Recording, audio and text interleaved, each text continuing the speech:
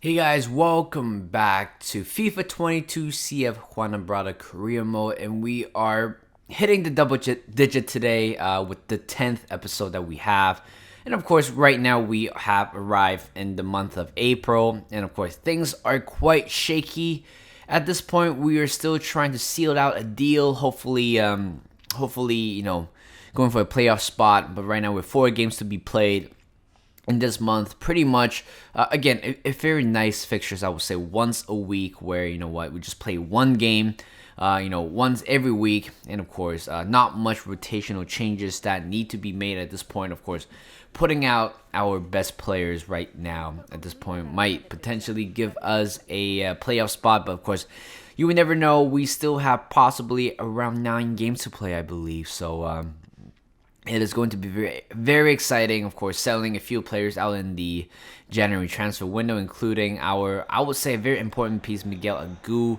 But of course, he was 28 euro 66 rated. Why not just go for a Serrano, our newly signed central defensive midfielders, who is pretty much at this point 19-year-old, a very good player, I believe.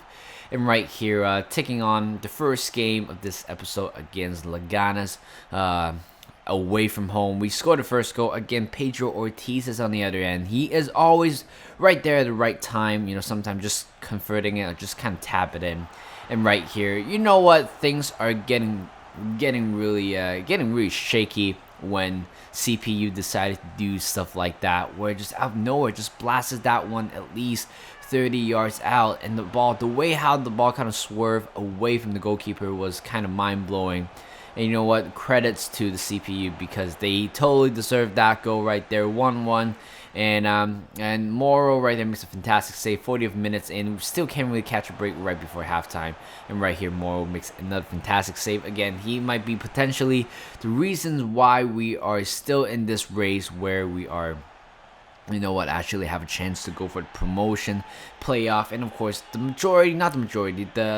few of our, actually 3 of them, I believe, actually 4 of them right now, 4 of the first team players that we have right now, it's actually they're loanees, which means by the end of the season, no matter if we're gonna get promoted or not, we're gonna lose 4 players regardless. In terms of resigning those players, we're gonna talk about that later in the future episode. And right here, we lost another goal, or we conceded another goal, but right there, Baldini answers one back instantly right after conceding the goal earlier in 2-2. Again, this is the game that is winnable because the other team has a red card, and pretty much here comes the last minute. Here comes Guzman on the right hand side, crosses in the middle to Baldini. There's no way he misses that, honestly. Literally at least 6 yards out, and he misses that chance. And that is a chance where we should have taken and win the game right there. It is pretty much it. And we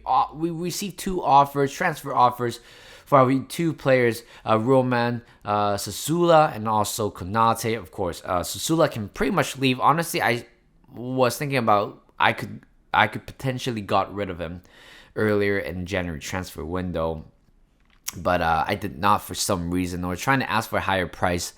But turns out it backfired very horribly. Should have just taken the deal sometime, because you know what? At this point, I haven't been using him a lot, or I don't know if I ever actually used him so far. But anyway, here comes the second game right here against Huasca or something like that. Don't know how you pronounce the name. But anyway, yes, by the way, Konate, Brahim Konate, again, another important piece for our players. But again, we know that next season we're going to have a shortage of player. At the moment I was playing this game, I thought, you know what? I think it might be a good deal, or a good decision, where I just kind of keep him in the club for a while. And Navarro right there just scored the first game for us. A nice diving header in and off the post, and we were taking a 1-0 lead in the first half. Moving on to the second half right here, the other team pretty much have a few chances. A good long shot saved by Morrow.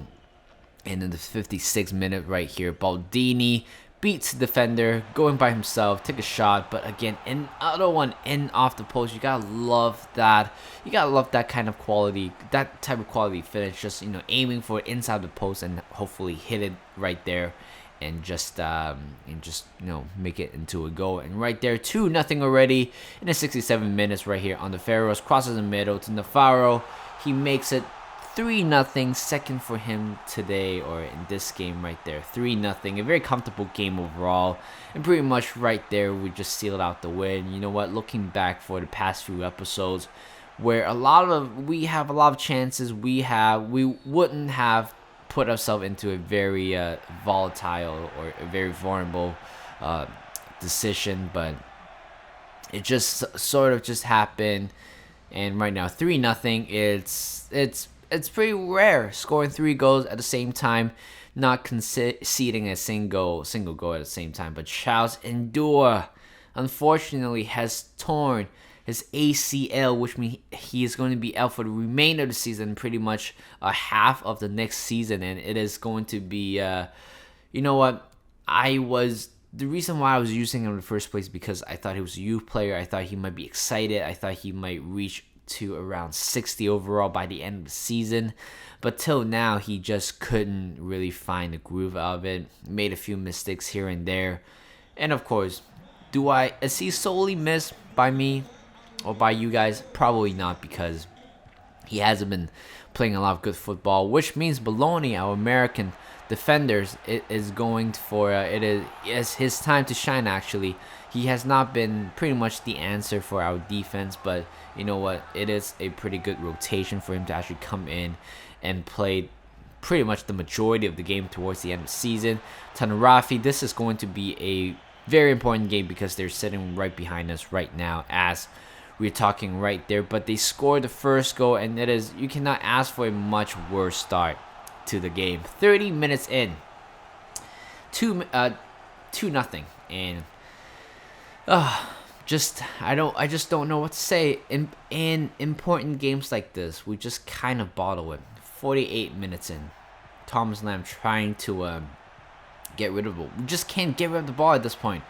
3-0, and at this point we know 50 minutes in, there's no way we're gonna win this game anymore. Just completely bottle it. You know what? We are pretty much. Just give me a sip of drink. Yep, my throat was a little bit dry right there. Sorry guys, but I'm back right here. Navarro makes a 3-1. And it is pretty much very late at this point, and I can't really stress how ugly this game has turned out to be. 3-1 counter Baldini thing. How could you miss that? He missed twice in 2 different games, and those results could have given us a much different result. But right there, here comes Konate. All those skills and stuff like that, just couldn't pull the trigger. And this is funny because 7 minutes at a time, I have no clue why the referee is still playing on the game. Honestly, fix this game, FIFA. Just fix this game. Yes, I know our players' quality is horrible, but there is no way. There's no way I just keep missing chances like that. And of course, the fact that adding 7 minutes into the second half extra time is just completely stupid in a lot of ways. And right there, you guys can see it right there. Konate, I've accepted a bid for Konate, which means he potentially gonna leave the club. And of course, yes. When I made that decision, I thought, you know what? I think it is time, possibly, because I don't know how much we're gonna get from next year.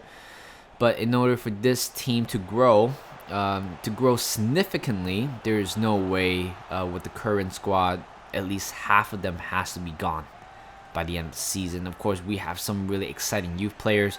For example, Navarro, the only pivot that is still working for us. Severano has been doing all right for us. Ilias has been doing doing all right for us as well. So you know what? At this point, we just need to get rid of the majority of the players, rebuild again. Don't really care what's going on towards the end of the season, but we just have to be super careful at this point. Here comes Navarro, take a shot, good goal right there, 2-0 in the thing is, why can't we play like this every week in and week out? We just can't produce. We just can't produce this kind of result. We just, we can play very well. You know what? 3-0 at one point, and then losing 3-1. And of course, drawing some games as well. We just hate winning games, isn't it? Sometimes. But anyway, 85th minute, here comes Stronad, going by himself and try to take a shot. But good save by goalkeeper. But Conte, our unlikely goal scorer, just made a sub appearance right here and scored a very good goal right there. 3-0. He was right there at the right time, and 3-0 is a score. Yeah, we won. We won the majority of the good games, but again, the Tenerife one was still kind of baffled me a little bit. And after all that, we have 5 more games to play, and we are sitting at 7th with the glitch. Of course, fix this game, FIFA.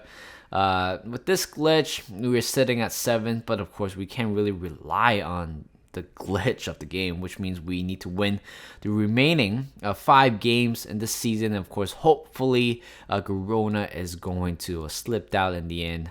Hopefully, losing a few games for them, or potentially losing all the points if they can, and allowing us to clinch for the playoff spot. But at this point, who will know? We just play really, really horribly sometimes, but play very well. At the same time, the game kind of screw us up in a lot of times. So there you go, guys. I hope you guys enjoyed this video. Subscribe to my channel. And of course, thank you guys for watching, and I'll see you guys in a bit.